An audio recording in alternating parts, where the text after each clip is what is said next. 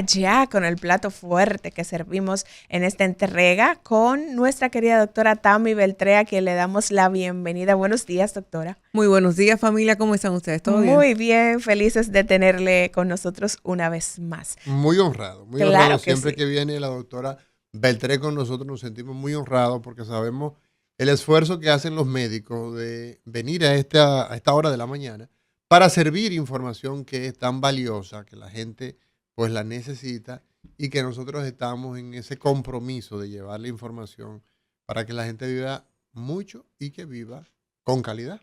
Así es, Así así es. es. Y hoy el tema es para quienes nos han sintonizado luego de que planteamos al inicio todo el contenido de hoy. Vamos a hablar sobre diarrea crónica. Así que ustedes pendientes y si tienen alguna pregunta que hacer, ahí saben que están las líneas para que usted se pueda comunicar, expresar sus inquietudes. 809-682-9850 y 833-380-0062. Doctora, este apellido que le hemos puesto a la diarrea o diarrea crónica a mí me preocupa porque yo entiendo que un proceso diarreico es algo que pasa, Agudo, que es ¿verdad? temporal, claro, Rápido, agudo. ¿verdad? Me comí algo, me cayó mal, tengo un proceso diarreico que en 1 o 2 días ya va a desaparecer. Pero está Pero fuerte eso de crónico, diarrea diarrea crónica, doctor. Así mismo. El término crónico implica, doctora, El tiempo, sobre todo. Son los pacientes que cuando se habla de una diarrea crónica, se habla de más de 4 semanas con la sintomatología de diarrea. diarrea. 4 semanas. Así es, que es en base a su patrón evacuatorio que haya un aumento en la frecuencia con una disminución de la consistencia de esa materia fecal. Normalmente la gente, lo que nos genera preocupación en términos, digamos, de frecuencia, a ver si usted nos orienta, doctora, es el hecho de que pues no defequemos, ¿verdad? Con facilidad, el estreñimiento, la constipación, ¿cierto? Sí. La diarrea normalmente lo vemos asociado, digamos, quizás a problemas de tipo infeccioso, ¿verdad? Ujú. Pero entonces la diarrea también se puede presentar como un problema que se alarga en el tiempo. Sí, incluso las mismas causas infecciosas se pueden prolongar en el tiempo, causas infecciosas, causas inmunológicas, causas relacionadas con el movimiento, con la motilidad gastrointestinal, se pueden prolongar en el tiempo si no se identifica la causa y no se trata en el acorde a lo establecido. Eso puede ocurrir. Entonces, doctora, 4 semanas. A partir de ahí, consideramos que es una diarrea crónica. Llegan los pacientes después de esas 4 semanas, se preocupan antes, porque si yo duro 2 semanas con diarrea, voy a ir donde la doctora Tami Beltré corriendo. Yo espero que Pero tú ¿cómo se da? vayas a mi consulta a partir de Del tercer día. de las 48 horas, exactamente. Claro. Eso Sería era, lo ideal. esa era mi pregunta. O sea, una persona que tiene diarrea, ¿verdad?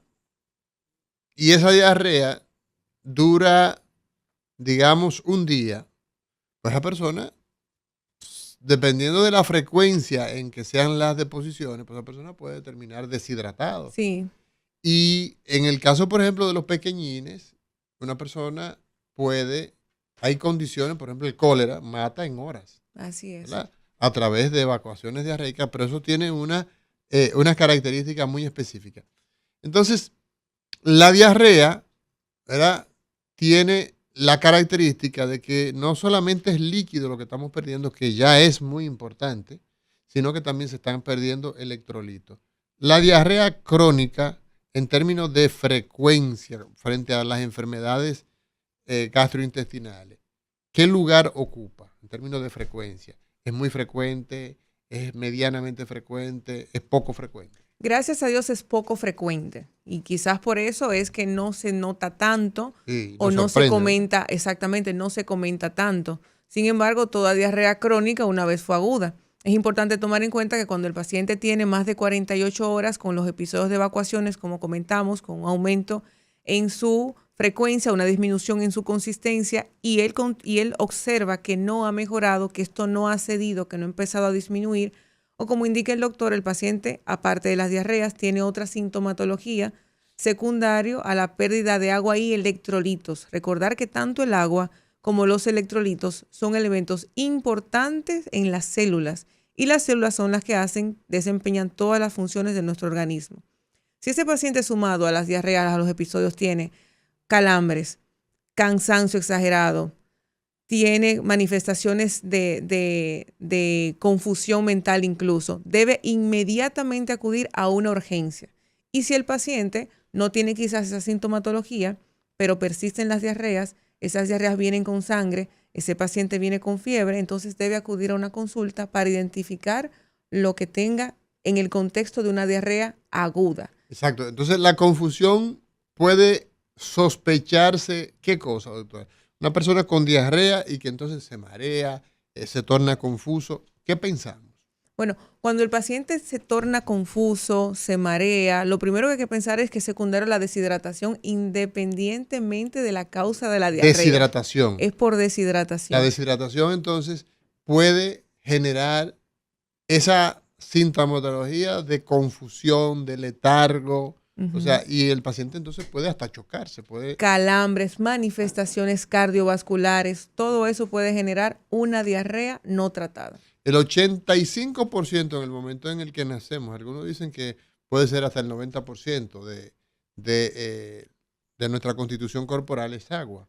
Entonces, en la medida en que vamos creciendo, pues quizás el porcentaje va bajando, pero igual, imaginemos que nosotros somos entre un 70 a un 80% de líquido y perder entonces grandes volúmenes explican, ¿no? esas manifestaciones, sobre todo si se dan de manera aguda. Claro, y más de uno de los radioyentes de seguro va a aseverar cuando estamos haciendo el comentario, porque automáticamente el paciente va a una emergencia, se le coloca la hidratación y el paciente mejora muchísimo su condición. Le pusieron un suero, mira, y de inmediato se revitalizó, claro, porque estaba deshidratado. Así es. A veces nosotros vemos las personas y como clínicamente, al hablar con el paciente, usted le ve la boca sequecita. Entonces eso es un dato clínico, se observa y te puede a ti inferir que las deposiciones han sido muy abundantes. Significativo.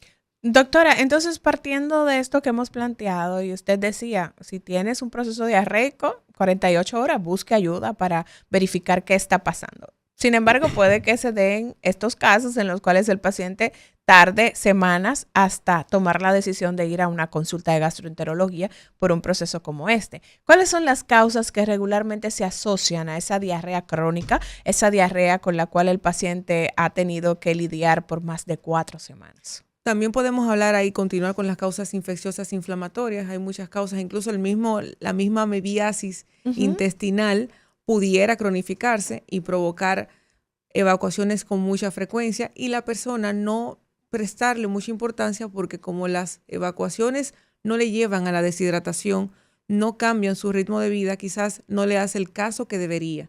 Son diarreas por lo general que no evocan a mucha fiebre, por lo general las parasitosis, en este caso la amebiasis, no tiende a dar mucha fiebre, pero sí pudiera cronificar. Hablando de las causas infecciosas, aunque las causas que con mayor frecuencia conocemos son las causas inflamatorias de estirpe autoinmune. En estos casos vamos a tener a la enfermedad inflamatoria intestinal. Son aquellos pacientes en este contexto, en este tenor, que van a tener diarreas, cambios en el patrón evacuatorio, dolor, incluso sangrado en la materia fecal y puede tener fiebre. Puede incluso solaparse porque cuando se le hacen ciertas pruebas a estos pacientes, aparecen bacterias, aparecen parasitosis, se trata la parasitosis, el paciente mejora en el momento, pero vuelve y recae y es porque hay algo más y por eso hay que hacer pruebas más profundas. O sea, que se pueden combinar las patologías que provocan este síntoma de la diarrea crónica. Pudieran o solaparse o enmascarar. Okay. Pensar quizás que yo estoy tratando algo, hay muchos casos que ni siquiera se le hacen algunas pruebas al paciente o la misma persona se automedica. Al mejorar su condición en el momento, entiende que fue algo agudo, algo que pasajero y no se da las investigaciones y no continúan las investigaciones. Con esto le quiero dejar a la población el mensaje de que si usted tiene diarreas, entre comillas, agudas, recurrentes, es importante prestar atención, independientemente de la edad que se tenga. En los grupos etarios iniciales, las causas más frecuentes serían las virales, pero ya en los grupos, en las etapas entre 15 y 35 años aproximadamente, ahí hay un pico de diagnóstico de enfermedad inflamatoria intestinal.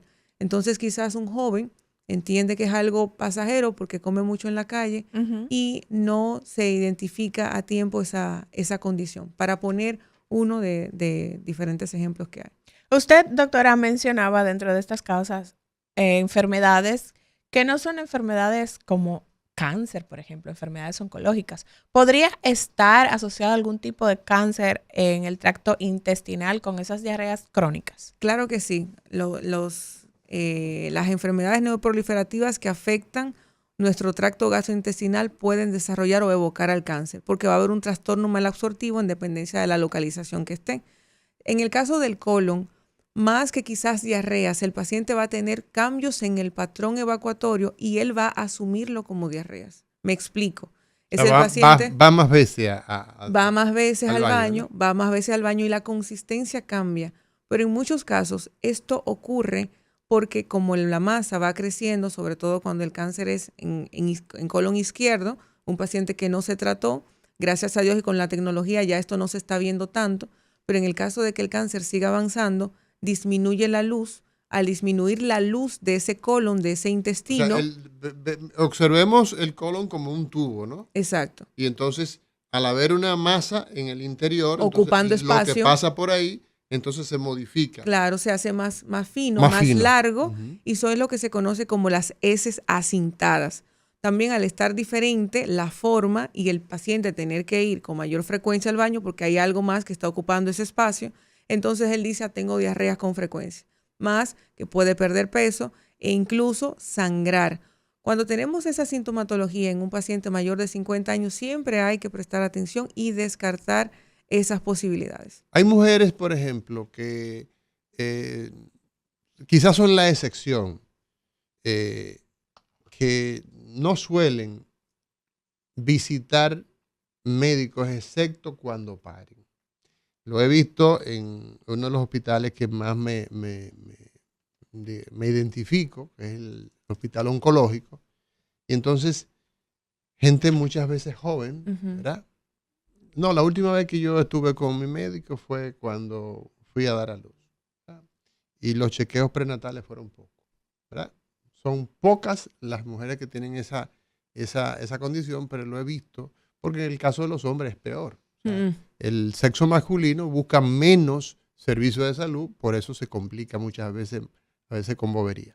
Entonces, una mujer 52 años de edad, que a esa etapa de la vida todavía no haya hecho una colonoscopía, ¿qué se espera en el caso particular de las mujeres que tienen trastornos evacuatorios, sufren de constipación, o sea, viven estreñidas todo el tiempo y que no han hecho esa evaluación de la colonoscopia? ¿A qué edad hay diferencia entre hombre y mujer para hacer la primera colonoscopia, doctora? No, para ambos casos es a partir de los 45 años. 45 años. Aunque la tasa de detección de cáncer de colon es levemente mayor en el sexo masculino, se establece que sea a partir de los 45 años para ambos sexos, sobre todo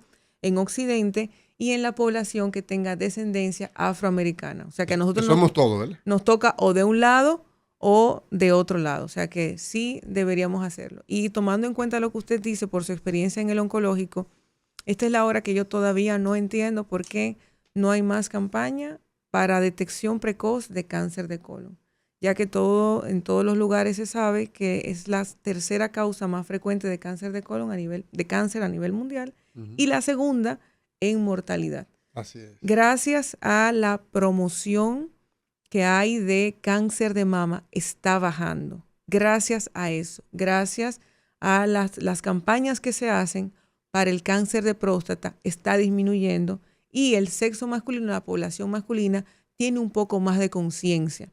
Antes la broma era yo no voy para allá porque yo pierdo mi virginidad. Ahora la broma entre los amigos es ya tú fuiste para que te atendieran, para decirlo de alguna manera. O sea que hasta la manera social en la que estamos viendo esto está cambiando. Que hay un cambio. Gracias a eso. Y eso es bastante interesante. Señores, hoy conversamos con la doctora Tami Beltré. Ella es gastroenteróloga, pero más que gastroenteróloga, es neurogastroenteróloga. Tiene un entrenamiento, una subespecialidad. Y hoy contamos con su presencia en nuestro programa hablando de diarrea crónica, Nos vamos a una pausa y en breve regresamos.